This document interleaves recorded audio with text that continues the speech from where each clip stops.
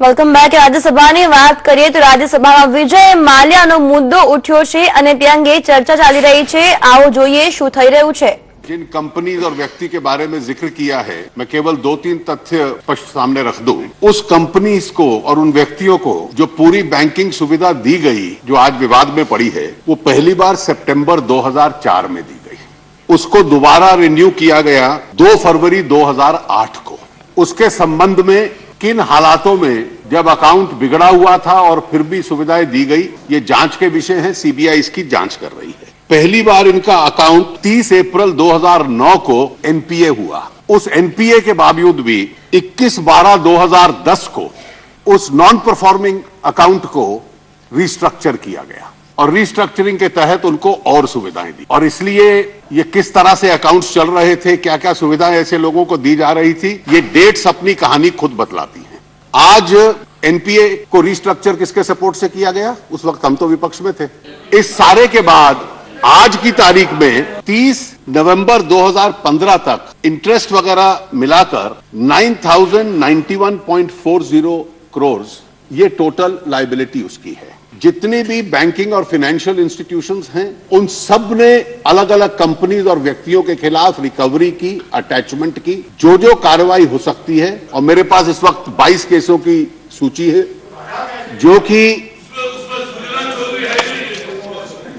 जो कि देश भर के उनके खिलाफ फाइल किए गए हैं। उन्होंने भी कुछ केसेस फाइल किए हैं। उसके अलावा उनके एसेट्स कई अटैच कर लिए गए हैं और बैंक्स पूरे कदम उठा रहे हैं कि एक एक पैसा जो इन कंपनियों से और इन व्यक्तियों से रिकवर करना है वो लोग रिकवर करेंगे।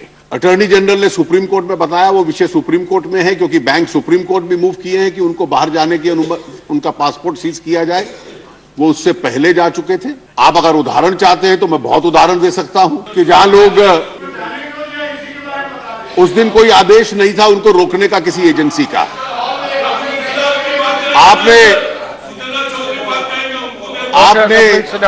आपने जो जिक्र किया, आपने दूसरा उदाहरण भी जिक्र किया कि ललित मोदी को लाने के लिए क्या किया। वो जब बाहर गए थे तो आपकी सरकार थी। आपने केवल फेमा में केस रजिस्टर किया था, जिसमें ना रोक पाने की सुविधा है ना सजा दे पाने की सुविधा है। पीएमएलए में नहीं किया था, वो बाद में हुआ था।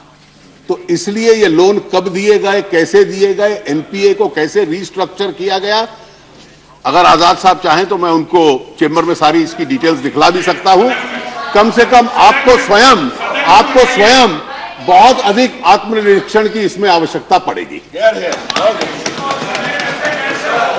I want to just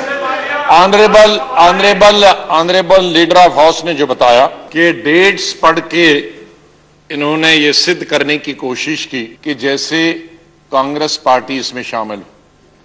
sir, इस साइड में शायद, बल्कि इस साइड मिलाकर शरद जी को छोड़कर सबसे ज्यादा लंबे अरसे में तक और सभी कांग्रेसी प्राइम मिनिस्टरों के साथ इंदिरा जी से लेकर और पिछले मनमोहन जी तक मैं गवर्नमेंट में रहा और रिकॉर्ड है, आज तक हमने एक नए पैसे की भी किसी को बैंक लोन की सिफारिश नहीं की, एक नए पैसे की।